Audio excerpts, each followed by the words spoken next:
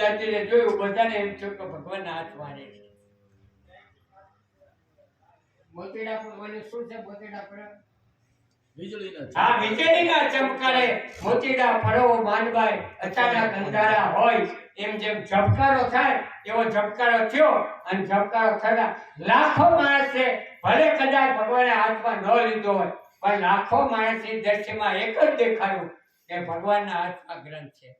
અને ત્યારથી આ હરિરસનું પ્રાગટ્ય આવો હરિરસ છેલ્લા 30 વર્ષથી આપણે બધા કરીએ છીએ. અમે કરીએ છીએ તો કઈ અમે કહેતા નહીં, આ તો સમાજ કરે. સમાજ છે તો હાથીનો પગ છે. સમાજ માને ગમે અમે. અને આ હરિરસના ખર્ચા કહેવા નથી પણ 30 વર્ષની અંદર બાપુ અમે ક્યાંય અમારે એક કોઈ અમને કે અમે પંચર હાંચ્યું છે આમની ગાડીને તો અમારી હાર સ્વીકારી લે.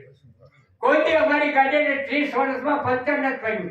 અહીંથી સુરતથી મંત્રી સાહેબ અંદર 150 કિલોમીટર નર્મદાની ખીણની અંદર સુધી અમે પાઠ કરવા જઈ પણ કોઈ દી અમને પંચર નથી પડ્યું. કોઈ દી હવાને અમે અભિમાન નથી કરતા, એની કૃપા છે. અને એ પ્રવૃત્તિ એટલી હારેલી છે કે અમે જેમ કર્યું કાંઈ પછી પૂજા માન થશે આપણે કરીએ એકવાર.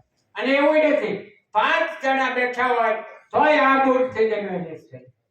500 બેઠા હોય તો આ મૂર્ત 5000 હોય.